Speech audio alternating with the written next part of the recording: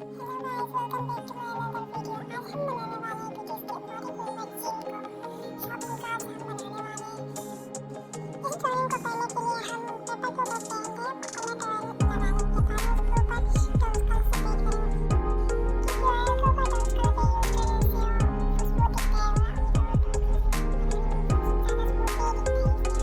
इसलिए हम ऑयल के ऊपर टोस्ट कलर की यूज करेंगे। इसके पहले हम पेंसिल से अपने ब्रश को हम पहले मेरा मूसला खत्म हो गया तो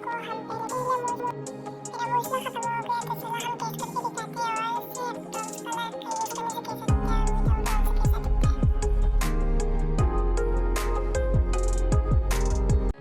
पहले हम ऑयल से टेस्ट करके दिखाते हैं। ब्रश में हमने ऑयल लगा दी, अब उसको लगाने के ऊपर टोस्ट कलर का यूज करते हैं।